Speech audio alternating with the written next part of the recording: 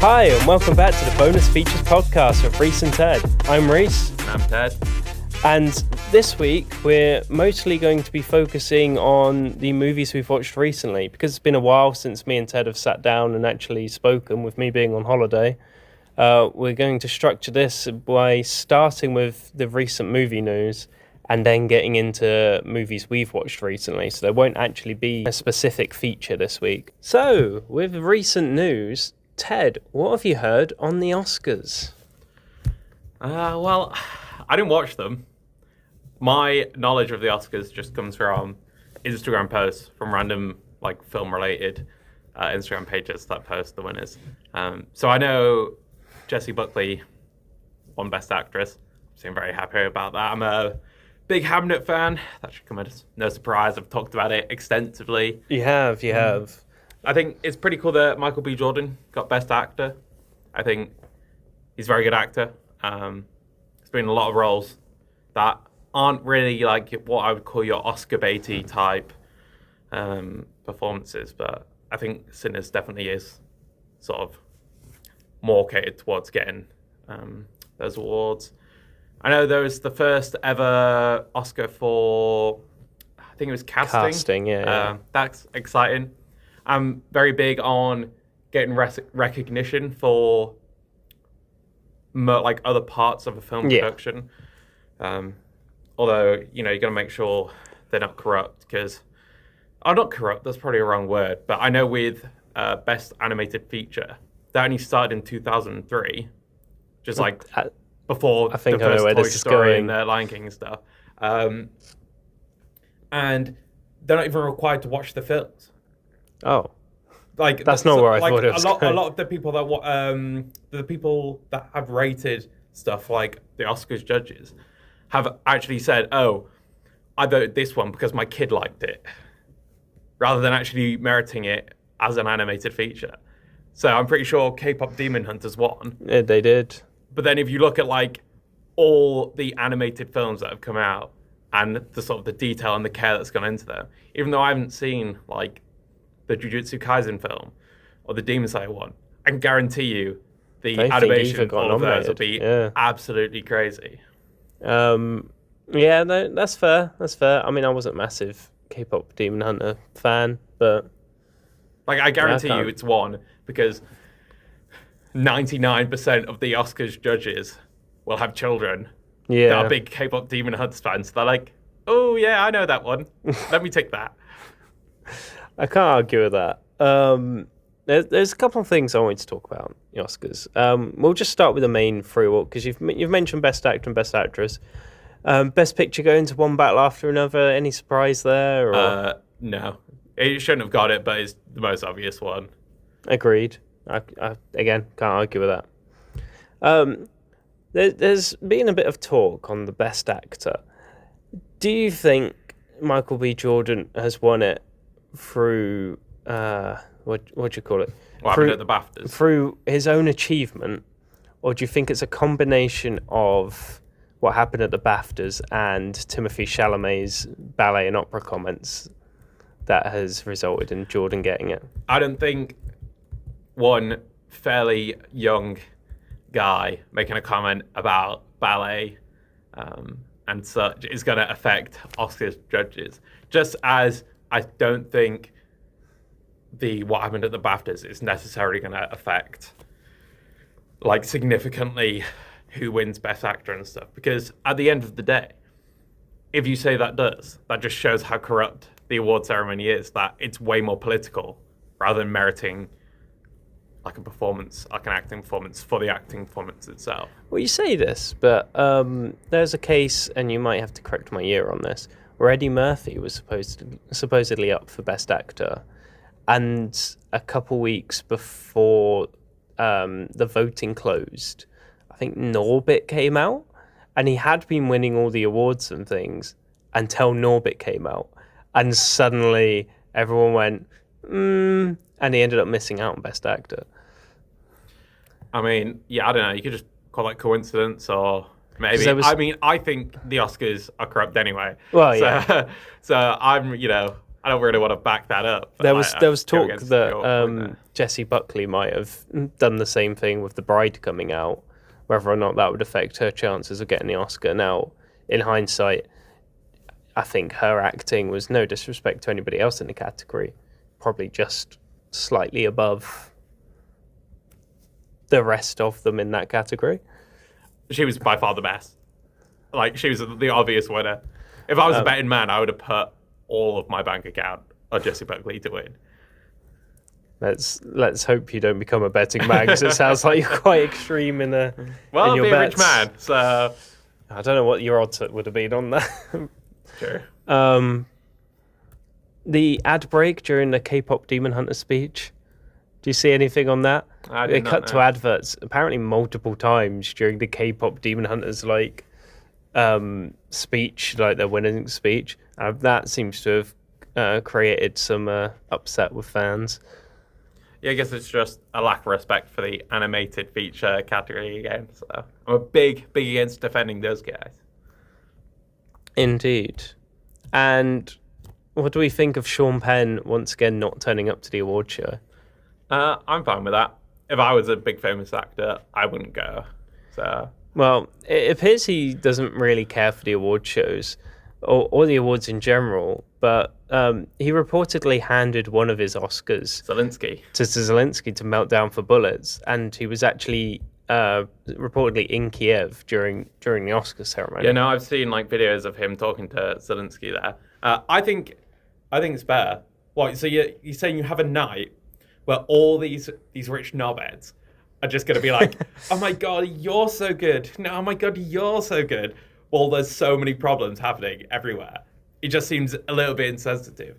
So, like, I think either using that platform to make a much more important point or protesting it by not going there at all. Do you think is he's a made better a statement by being in Kiev instead of the Oscars? I think it's a better statement than just attending the Oscars and then winning the award and saying, oh, thanks to this guy and this other rich person and this other rich person that helped make the film. Do you think he would have been better off calling out everyone turning their sort of attention away from Ukraine at the Oscars, or do you think it's more impactful for him to be in Ukraine instead of I there? can't say whether something's more impactful, but I think outright protesting that it's not like an easy thing to do. Do you think it is a protest, or do you think it's just he 100%. doesn't care? No, it's 100% a protest. Well, because Sean Penn is like huge on not using he's a huge on using his fame to do things that he thinks is important. So he's interviewed El Chapo, which is kind of crazy. Yeah, it is. And that interview got scrapped, so you can't actually watch it. But like it happened. He's like huge on actually doing things that mean stuff. So I think, as much as he's probably not the greatest person, I think him. So I hear. Yeah, I think him. I think anyone that actively protests against the Oscars, I'm for. I know Marlon Brando did, and I'm a big Marlon Brando. You are a big Marlon Brando fan. Is that why, or? No, but Marlon Brando's like reason for protesting also is like the same point I'm making, where he got a Native American woman to go and collect it for him, and then her to talk about like her culture and stuff up there, and all the audience did was laugh at her because like she'd say something, like she said her name, and then the audience would laugh at her, and I guess that just shows like how rich and thoughtless all the people in these rooms are. They're just like, oh, you're not white American, you're not going to get any awards. Like, this is clearly just a joke because we're all the best people here. It's amazing how, or I like to think at least, amazing how far we've come in such a short amount of time. But then I look at America today and think maybe we haven't come that far at all. Yeah. But hey, we're not here for politics, we're here for films. True. And you get someone like Scunthorpe. No offense to Scunthorpe. But I imagine that's probably not as advanced as other places. Yeah, we're losing our Scunthorpe audience here. Grimsby as well. I did not enjoy Grimsby while I was there. Okay. Can we stop? Yeah. We stop harming our potential audiences. he says after insulting today's America, which is probably a larger potential base. But hey ho, we've talked about the Oscars. Now let's flip it up. Let's talk about the Razzies. You told me you're already aware of War of the Worlds doing well. I'm pretty sure it got a majority clean sweep. I'm pretty sure. I say doing well. I think winning Razzies is not necessarily I've seen some the actors. best. So do you know what an EGOT is? I do not. So EGOT is when you win an Oscar, an Oh, Emmy, sorry, yeah. a Golden Globe, and a Tony, which is like Yeah. the three main things, and then a theatre. Yeah. And so people are like rebranding that as you also have to win a Razzie, which I just think is like a funny thing to add It to is because someone on that they do an award for like essentially recovering your career after winning a Razzie, then doing something amazing. And Kate Hudson got that because that. Oh, is that for Song Sung Blue? Yeah, Song Sung Blue, which I thought was quite interesting. I don't pay attention to, well, I haven't paid attention to the Razzies until it came up in my feed the other day. But it was interesting to see who was like a few of the people that were nominated on it.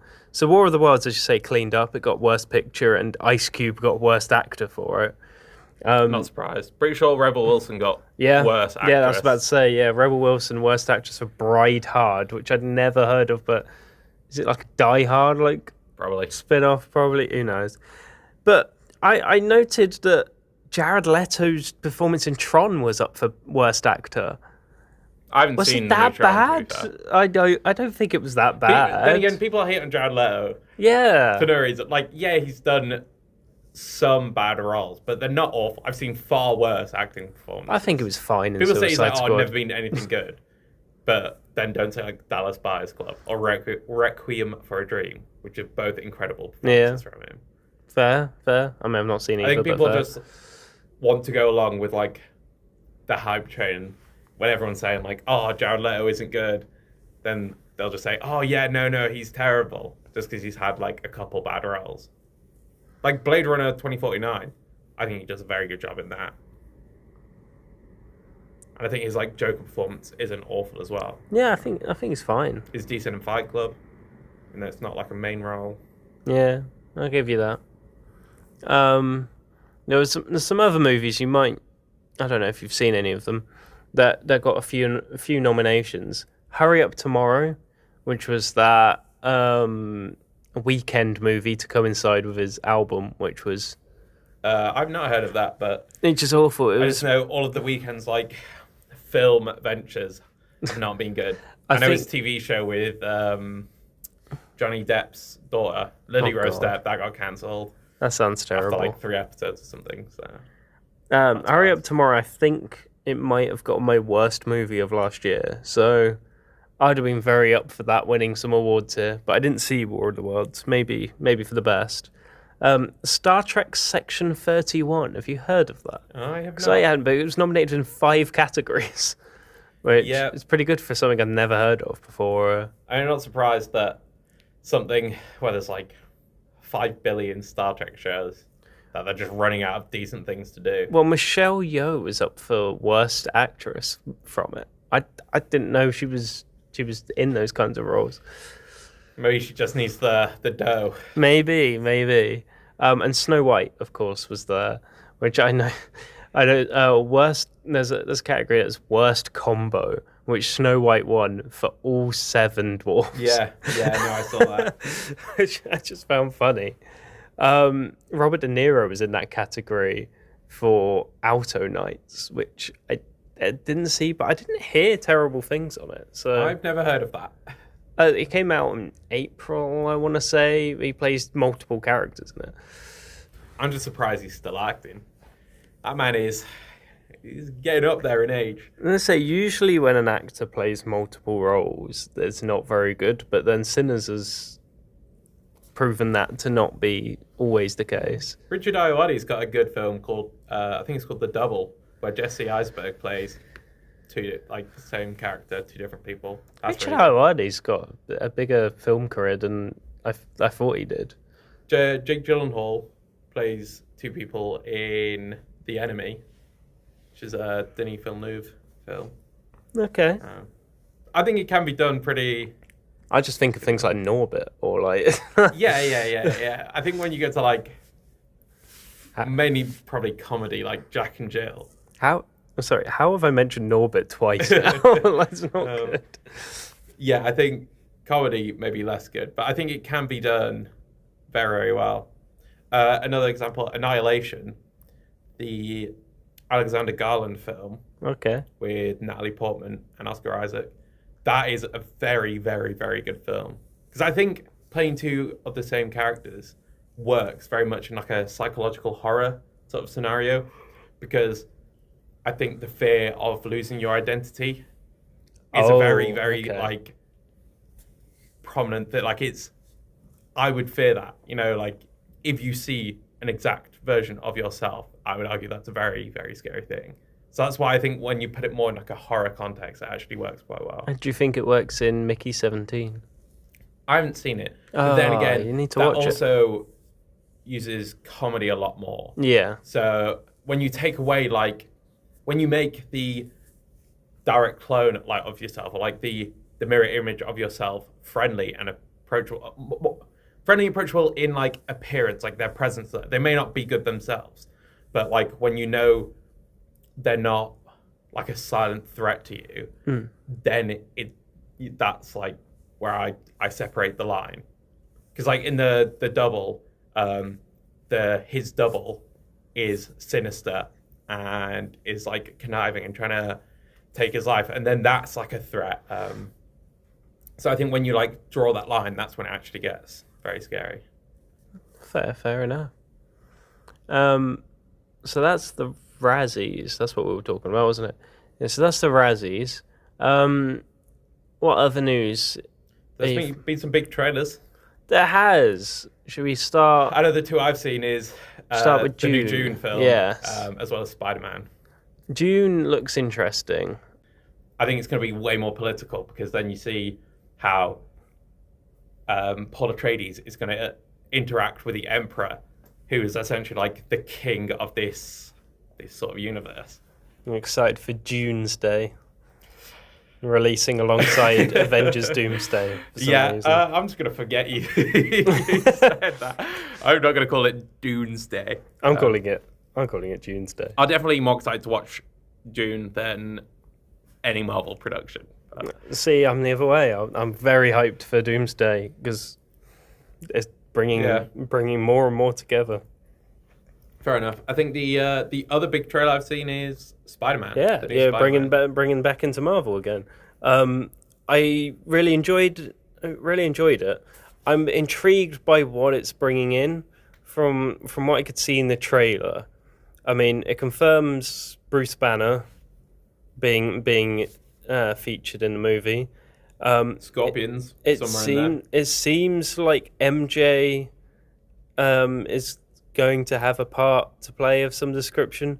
It's whether or not because she seems to be moving. Well, I say moving on because obviously the plot left her not knowing who Spider-Man was. Ned, don't forget Ned. Well, yeah, MJ and Ned seems to be getting on with their lives, and she's got this new partner, which I think in the comics she did when something similar happened. A guy called Paul or something. Spider-Man's also had many girlfriends. But it seems based off this trailer that she's kind of remembering Spider-Man, even though she shouldn't. Like, there's a scene, like, I think it shows him getting the key to the city or something. She's watching on TV, and she looks a little bit like... Who's this guy? Yeah, it's like, there's some eerie feeling here. It's a bit like Christopher Reeve's Superman 2, where the end of the first one, Superman makes Lois forget all the memories of him, and then she slowly remembers in the second one. So maybe it's a little Superman reference. Who knows? I've not seen those movies. Well, but that's like the Superman. That's who when someone says Superman, I think of Christopher Reeves. Fair enough. But also, it seems so. It seems that the Red Hand Gang is going to be like predominantly what he's fighting. It looked like the Punisher is in with the Red Hand Gang, which he is in the comics or certain comics. I'm pretty sure are the Red Hand Gang the one that are in Daredevil as well? That like has something to do with the Elektra Yeah, so storyline. yeah, it seems it did seem to relate to some of what was going on in Well, I think Daredevil. it's pretty cool because I'm a big fan of like one of my favorite TV series is the Daredevil, the Netflix Daredevil show. Not the new Yes. one they've got out because I haven't seen that, but just that those first 3 seasons of Daredevil are unbelievable. So I I'm think it's cool that these characters are getting recognition. Like, yeah, they spent the time and money making these TV shows back in the day. I think it's cool that they're like realizing that this is what people like and bringing them back in. Because I know I actually haven't seen the Netflix Punisher show, but I know it's very widely loved. So it's like you have these characters where they have this fandom that clearly like them. Bringing them back in is a good way of, I guess, reviving what I would call a very steep declining sort of hatred towards Marvel and superhero films. See, I'm tempted because I've not watched any of the Netflix Marvel series. I'm tempted to try and do them all, but I started with Jessica Jones, which I was heard really good things about. Season 1, Jessica Jones's peak. And I didn't even make it to the end of the first episode because I was like, this is not doing it for me. I don't know if I was not in the right mindset, maybe, but it's a commitment if I do that because I've got to get through all of that, all of Daredevil, all of Punisher, all of. There's one or two others on Netflix as well. It's Punisher, Daredevil, Iron Fist, Jessica Jones, and Luke Cage. Those are the 5. And then There you go. you have the Defenders, which is like And Jessica Jones was the first one of that lot, wasn't it? or Daredevil. I'm not sure. I think it was Jessica Jones. I can acknowledge. Don't watch Iron Fist. I kind of like it, but I can acknowledge it's not very good. Luke Cage, I think is semi-what decent. I think people hate on that too much. But first season of Jessica Jones, very, very cool. Redgrave, I think that's the name of the bad guy. That's David Tennant's character. A very, very cool villain.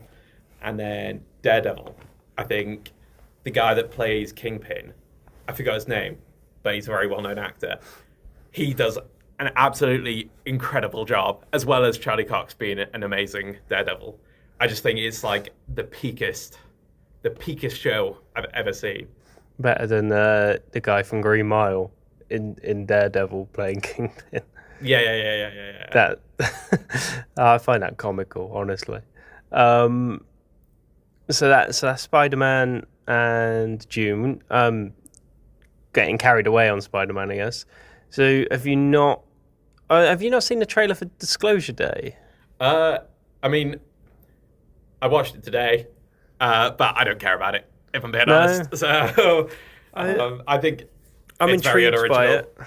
If it's like Alien that people are trying to expose, he's literally produced a J.J. Abrams film called Super 8, which is the exact same plot.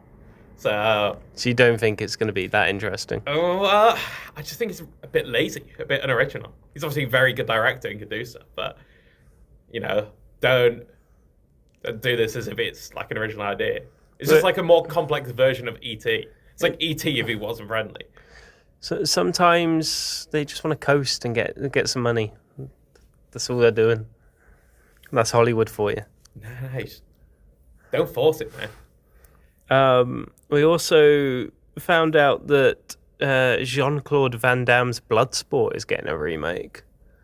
Yeah. Have you seen that? You seem like the sort of person that might have. I think the funniest thing about Jean-Claude Van Damme is that he's terrible at English, but he refuses to not do it in English.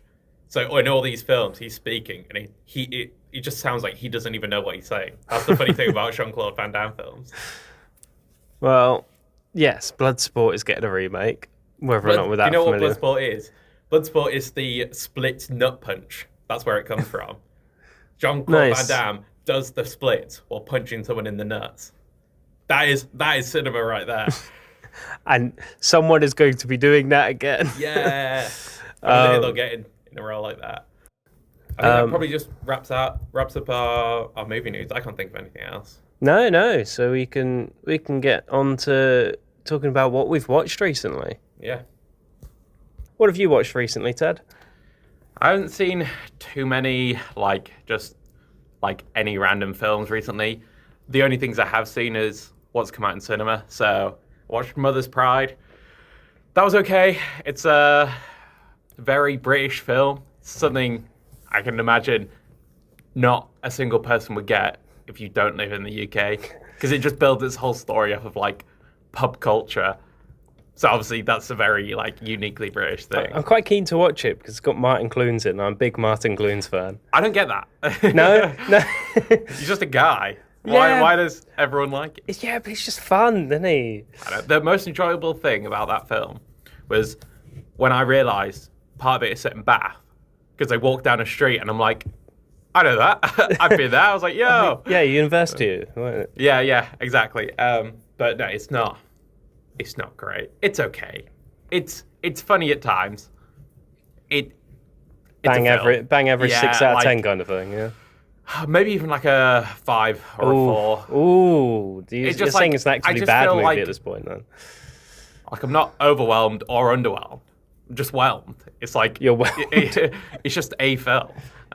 Why are you not the first person I've heard use the term whelmed in the last 24 hours? Where is this coming from now? I just don't really care for it as much. Maybe that's because I thought I was watching Project Hail Mary that day, and then I had to watch Mother's Pride instead. Oh. So maybe my disappointment on the latter half Yeah, that's fair. makes that film a bit worse. But then straight after that, I watched Glenn Powell's new film, How to Make a Killing. I'm excited for that. Obviously haven't had a chance yet. But. It's better than Mother's Pride, but still, I'm not blown away. It's also just funny at times. It just seems like another addition to just generic, actiony kind of slop that Hollywood just keeps on producing. Yeah, but I like that kind of slop sometimes. It's the sort of thing where it's watchable, but it's a sort of film that I'll just doom scroll on my phone while watching. I'll just have reels going on the side because I don't really need to pay full attention to what's happening because it sort of just force feeds you everything. Fair. If I find that a film can't take me away from my phone, then it's not good for the film. Yeah, it's no offense to Glenn Powell, but he doesn't seem like a very complex actor. I've never seen him do any really complex work.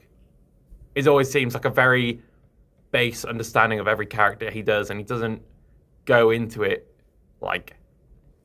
that deeply. I've never been blown away by any performance he's done. That's why I think in that film, the person who has the best performance is Margaret Qualley, who's not in it that much. But it's just whenever she's there, I think she commands the room a lot better than our main character. I don't know if I've seen Glenn Powell all that much. I can only think of The Running Man off the top of my head. Top Gun Maverick. Oh, is he? Anyone But You. Oh, of course he is in Top Gun Maverick. Anyone But You. How did that one go? That's the one with Sydney Sweeney, where they have to. It's like a Shakespeare adaptation. Oh, I don't. Much Ado About Nothing, where they have to pretend that they're in a relationship to get their parents to stop trying to set them up. Oh, yeah, I've not seen that. Fair Pretty enough. sure he's in Spy Kids 3 when he's really young. Okay, I'm not. I won't hold it too much against him. But yeah, it's either the same character, or when it is a slightly more complex role, it's just not done very well. So fair enough. It does have Ed Harris in though, and I'm a big Ed Harris fan. I also think the very limited time you see of Ed Harris is absolutely incredible in the film. He plays a really rich old man, and he seems so sinister that it's just perfect. He plays his role perfect, and I think that's these few side characters that really carry the film rather than the lead. But what about you, Rhys? What have you seen? Excellent question. You've caught me off guard because I was just looking at other Glenn Powell movies on my laptop. Apparently he's in Hidden Figures. I don't recall. Yeah, he's the main astronaut. Is He's he? the one that they're sending to the... Okay. And Dark Knight Rises? As trader number 1. Yeah, he's when Bane goes into Wall Street he like goes up to one guy in a chair and smashes his head against a keyboard, and And that's that's Glenn Powell. Yeah. Okay. I've seen Glenn And then he Powell also in, goes out of the Wall Street with Glenn Powell on the back Fair. of his motorcycle. I've seen Glenn Powell in 4 movies. I don't think that really counts. Three actual movies then, and Dark Knight Rises as a cameo, I guess. Yes, what have I seen recently? So many movies, as you can imagine. Long flights to and from Korea. I watched 19 movies in 2 days. See, in a long flying. flight, I just sleep the whole time. See, I was capitalizing. I didn't watch a single movie in Korea, so I knew I needed to.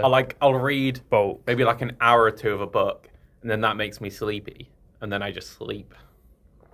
See, I was in the middle of 3 seats, which is the worst place to be on a plane because you can't lie down and get comfy without disrupting whoever is either side of you, unless you're narcoleptic, which one of my friends is. He'll just fall Sounds asleep. great. Yeah, he'll fall asleep inside 5 minutes on a bus or a train or something. I wish I had that level of ability to just sleep, but no, I couldn't get comfortable, so I landed in Korea and just like passed out on the bed as soon as I got there. But enough about that. Movies that I watched that I really enjoyed. A Real Pain, I want to start with. Have you seen A Real Pain? No, but I'm a big fan of Jesse Eisenberg. Jesse Eisenberg. I also think Kieran Culkin is an incredible actor. Great.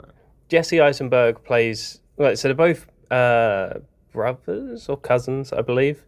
It's to do with the Holocaust, isn't it? Yeah, I didn't know this going into the movie. So Jesse Eisenberg is this like sort of soft-spoken, apologetic man that's like just trying to get through life without getting in people's way and disrupting people. Kieran Culkin is unapologetically himself, so will react in ways that may come off as rude or upsetting to other people. And Eisenberg's always like trying to clean up and apologize for him, essentially. And yeah, they're going on a trip to a concentration camp, and so there's this whole sort of story of them trying to explore their heritage and whilst dealing with trauma and of the passing of their relative. And the way it sort of unfolds, I think the acting is incredible. I think everything's... I get why... Because I think we had a discussion, I don't know if it was on the pod or just personally, about Kieran Culkin being nominated for awards, but Jesse Eisenberg not. I don't remember us ever talking about that. Are you sure that was me? I thought I'd had this conversation with you. Maybe I'm just making things up. But Kieran Culkin got nominated for a lot, whereas Jesse Eisenberg didn't, and it seemed a little bit unfair on the surface because they'll both... Because I think Kieran Culkin was nominated as supporting actor for A Real Pain, even though it's about the two of those guys. But having watched it, I do think it's a lot more him than it is Jesse. Eisenberg's just kind of himself, bar one or two then again, meaningful moments. I feel like I've seen Kieran Culkin give performances that I would deem Oscar-worthy, even though I don't like the Oscars.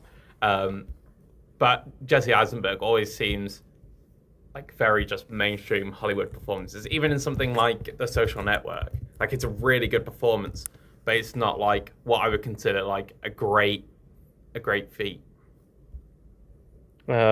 I have seen Kieran Culkin in 3 movies, so I'm doing even worse than Glenn Powell. Scott Pilgrim, Home Alone, A Real Pain. Well, 2 of them are bangers. I'm seeing A Real Pain, but A Real Pain, he's honestly, really, really good in Succession. I think A Real Pain is really good. I'd highly recommend it. I thought both of them were really good, especially Kieran Culkin. I thought his acting was sublime. Would highly recommend that for anyone that is interested in that kind of thing. Next up, Battle of the Sexes. Have you seen Battle of the Sexes? Is that the one about Billie Jean King? Yes. Yeah. I haven't seen it, but I watched documentaries on the actual tennis match, yeah. Emma Stone and Steve Carell. Amazing. Honestly, loved it. I thought it was great. I thought it explored a lot about tennis and women's tennis at the time, but also Billie Jean King's personal life and how she was dealing with finding out about herself as well as exploring the tennis side of it as well.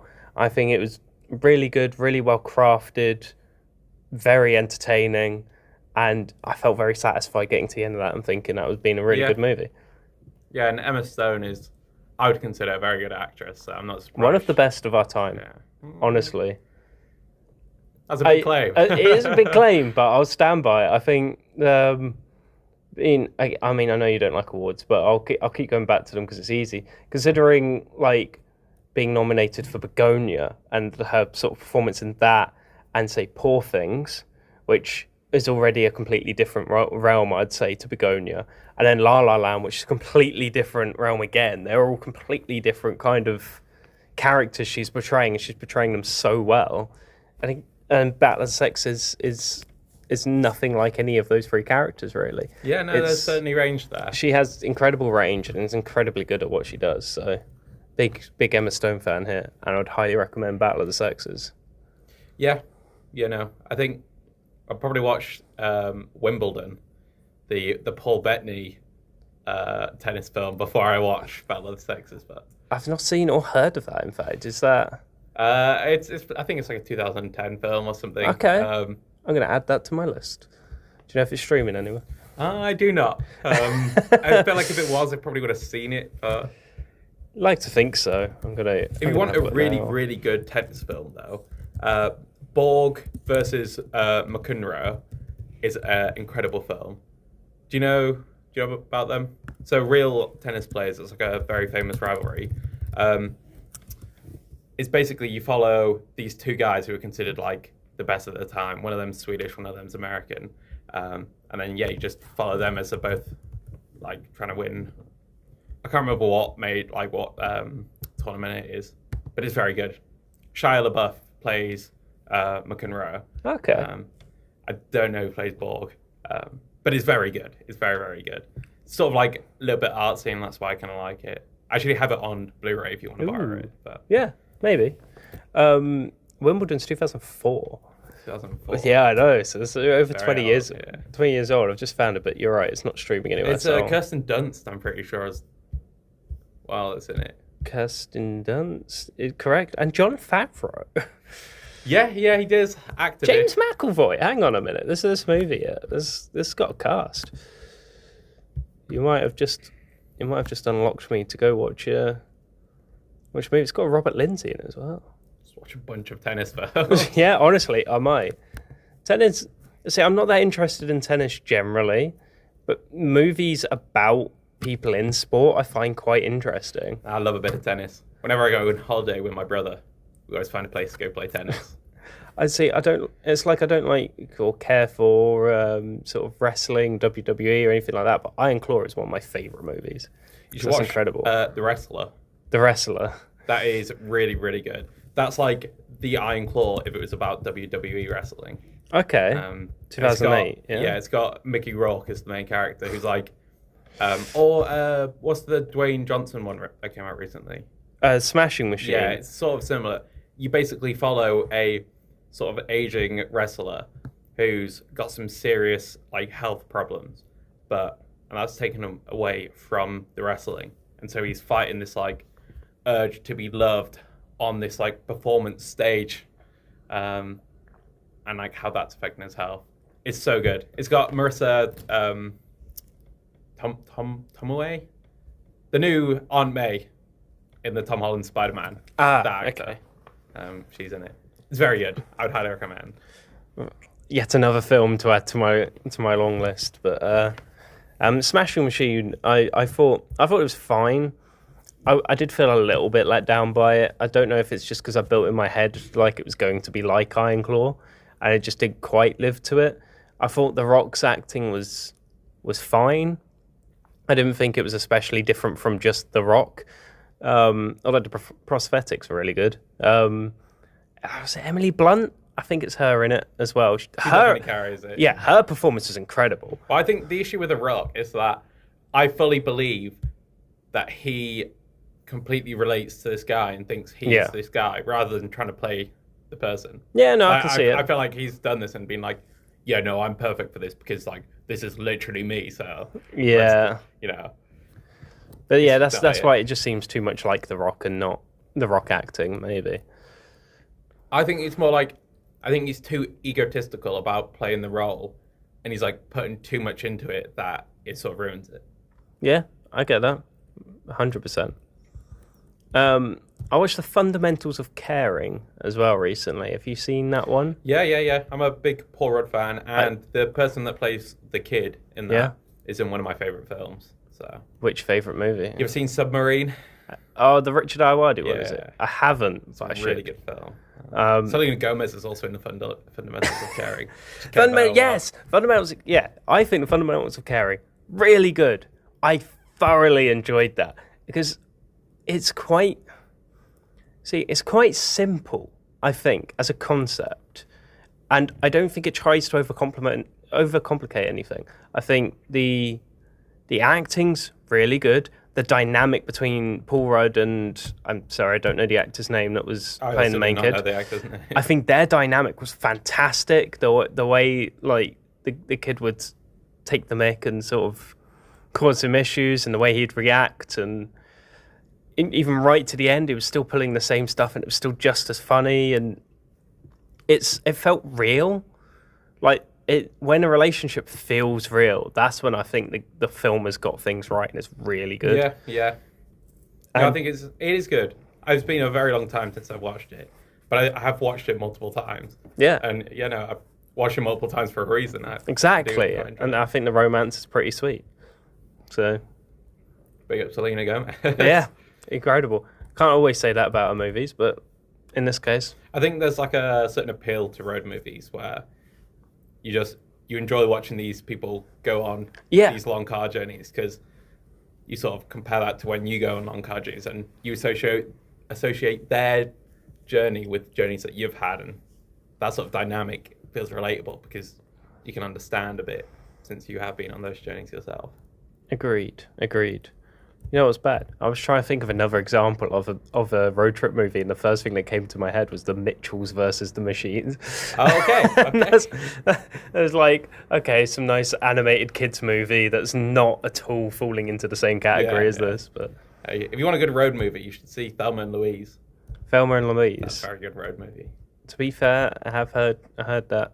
I've heard good things about that. So. Or Paris, Texas, the one I've been telling you to watch. Yes, I'll get around to Paris, Texas. Yeah, it's still here. I'll watch it at some point. And then more recent movie.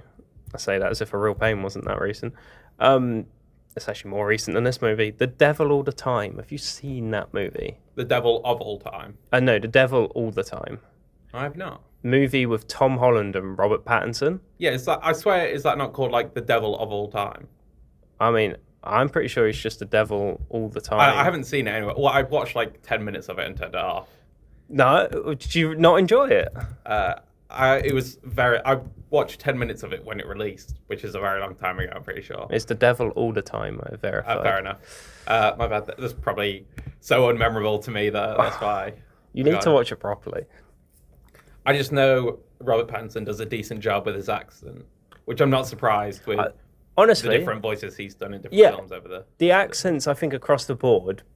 Tom Holland does break out of his accent on one or two occasions, but besides that, like, I think the accents were really good and for me really out there for some of these actors because I didn't expect it necessarily in their range, but also they're like. It's made clear at the beginning that most people that relate to these areas are horrible people for X, Y, or Z. And yeah, I think they play really horrible people really well. Robert Pattinson's character's despicable. Yeah, I just knew he's a southern preacher. That's the only thing I've seen. But it's interesting how all of these like terrible people cross each other's paths. And so karma kind of starts hitting them because other horrible people come along. Well, it's like the only thing I think I saw a clip from it where it's like some guy kills his wife, and then as he's like walking away from it, he gets picked up by these two people, and then I don't really want to go into what they make them do, but it's some like nefarious activities that then ends up with him dead after the end of that or something. Exactly. These kind it happens all through the movie of just horrible people being horrible and then bumping into more horrible people. It's really well crafted. I think it was really good and could not recommend it more. I was watching it in Seoul Airport. See, I probably won't. I watched Cherry, which is a really, really, really bad Tom Holland film. And after that, it sort of tainted my view of Tom Holland. Well, if I'm going to watch a Tom Holland film, I'm going to watch The Impossible. And that's it. Okay, so I enjoy Tom Holland movies, especially Spider-Man.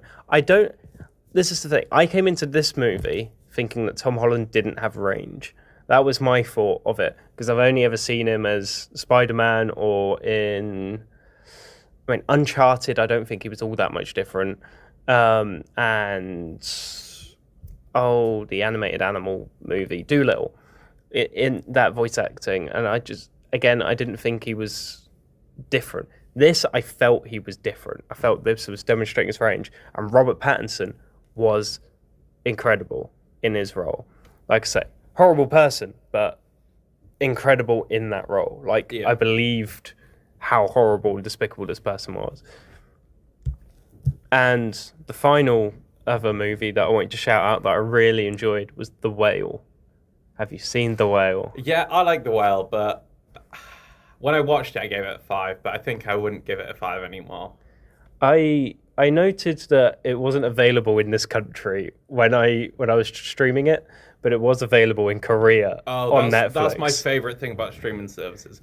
Whenever I go to Estonia to see my grandparents, I spend the whole time watching films because it's a whole different Netflix. Well, this is exactly it. There's so many movies that I watched there that weren't available, but it did mean the only subtitles available were in Korean, so I ended up not using subtitles for it.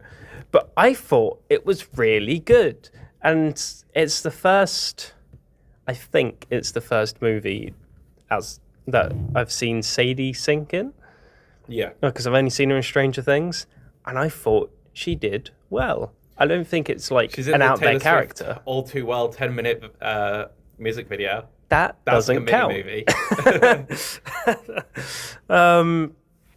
But I thought she was really good. I think Brendan Fraser plays. I mean, I think he's a lovable guy. So him being a positive guy, He got best actor for it. Yeah, so. Well deserved. I mean, considering the struggles he's had in real life, like to finally get those sort of awards for acting, yeah, fairly good, fairly well deserved.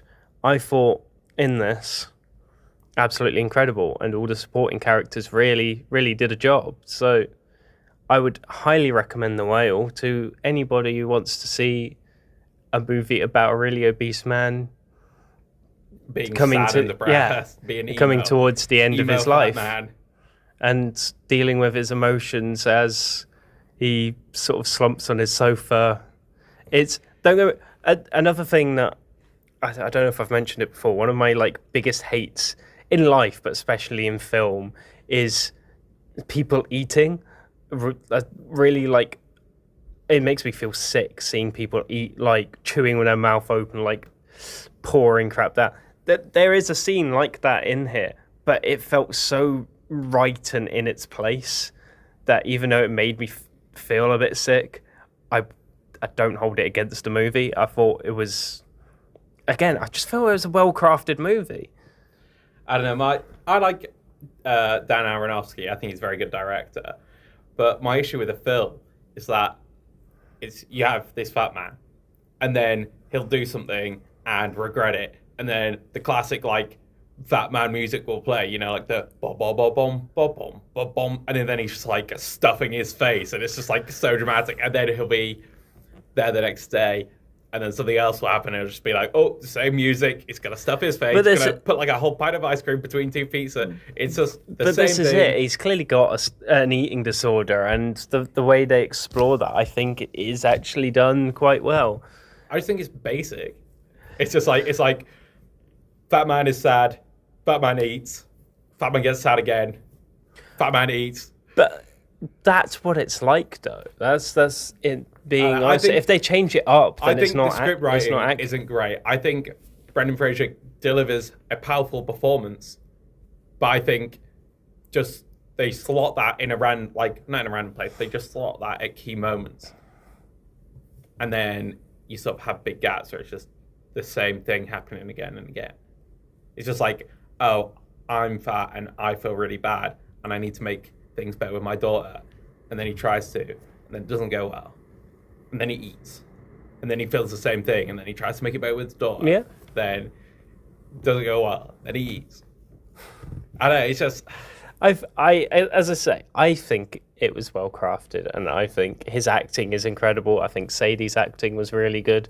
I think the whole supporting cast did really well. But we can agree to disagree on that. Don't worry, I still think it's like a good film, but I think I gave it a 5 when I first watched it. I'd probably give it like a 3 now. So, going down a lot. That's rough. I mean, when I first watched it... I gave it a 9 out of 10 for the record. I cried twice when I first watched it, but I definitely don't think I would now.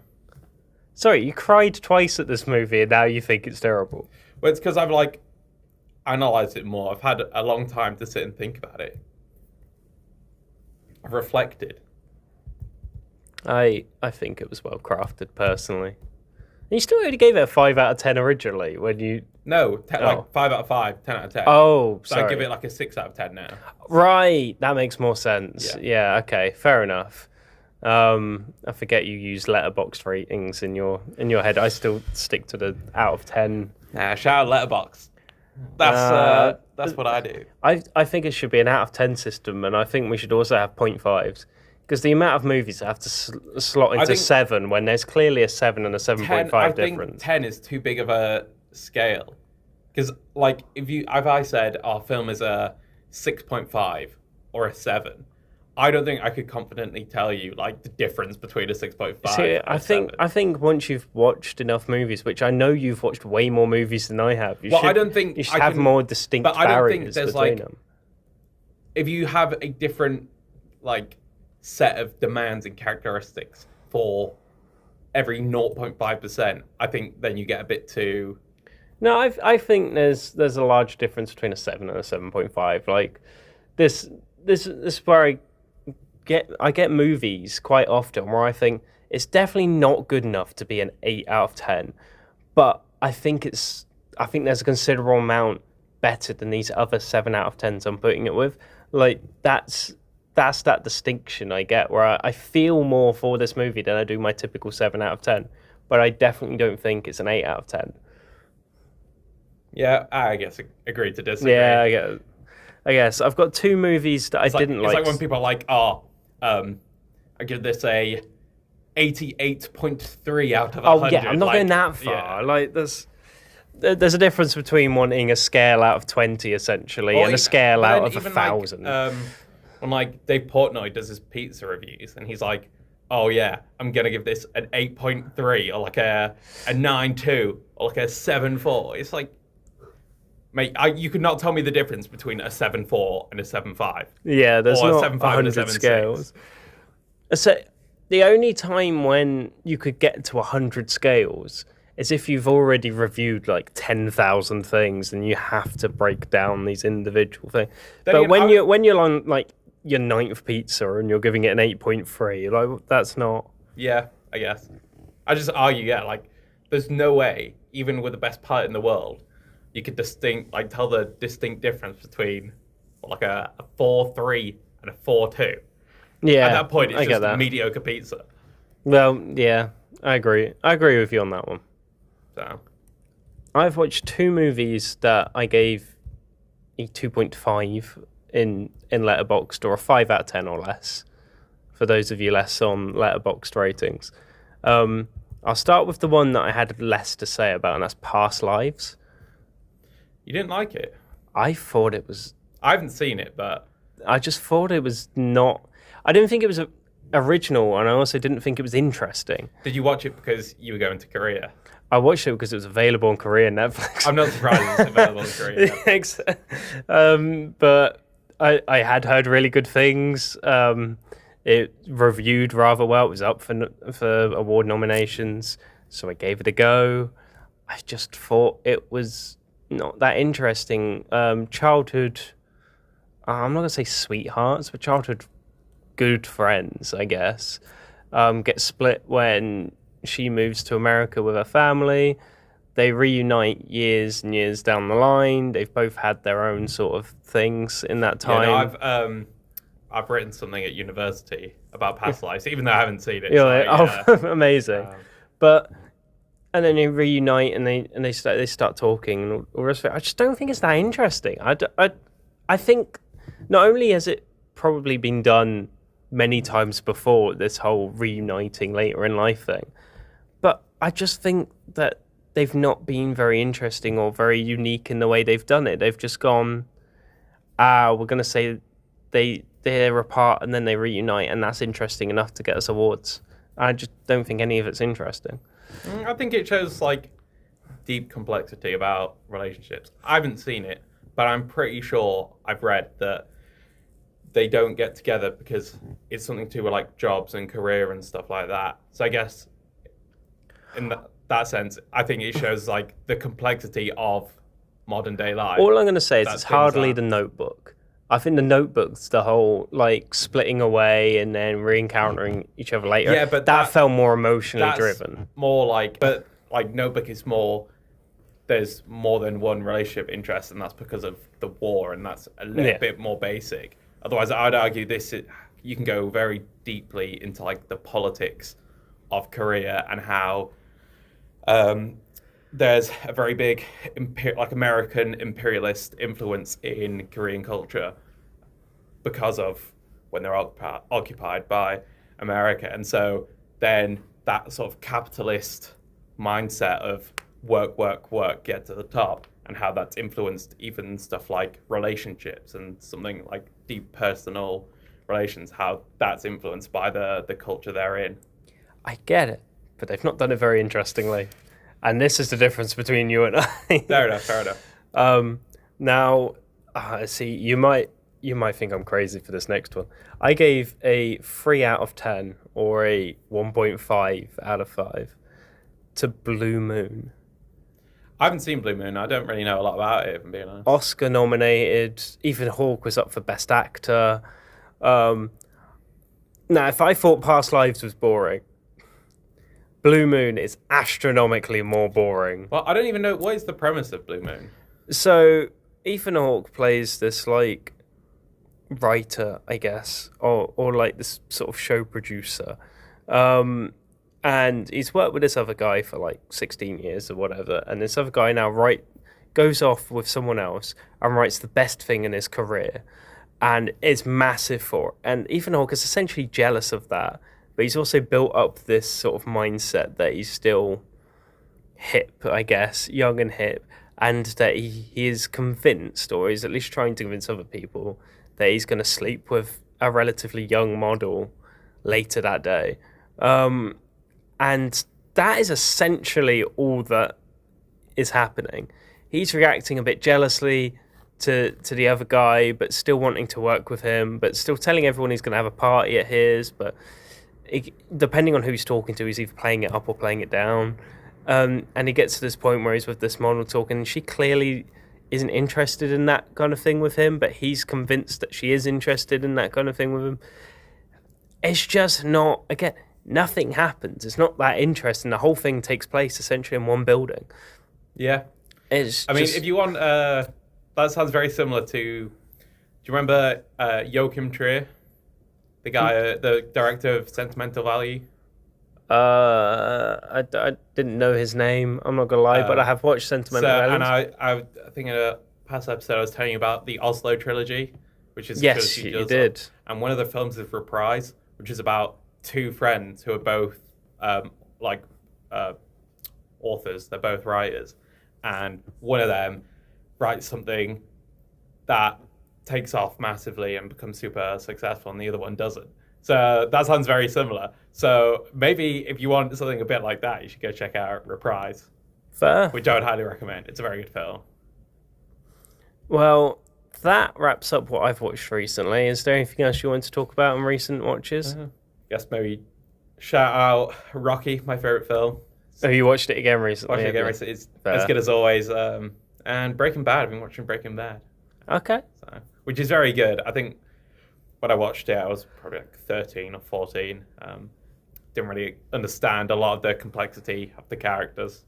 just waiting for them to cook meth again and be like, yeah, this is cool. But I think I understand it a lot more now. So that wraps up what we've watched recently. Ted, do you know what's coming up soon? I know that Project Hail Mary is getting its official big release, which I had the privilege of seeing a couple of days before it came out. Very good. Would highly recommend to everyone. Good. I know Ready or Not 2 is coming out, which I don't know if the first one needed a sequel.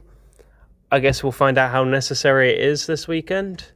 And also there's a kids movie, In the Land of Sometimes, I think it's called. I've never even heard of that, if I'm being honest. I don't really tend to go and watch kids' films. So we got a cool space movie with Ryan Gosling, what may be an unnecessary horror sequel, and an animated feature that we couldn't tell you much about. Well, sounds like a great weekend. There's definitely one to go see.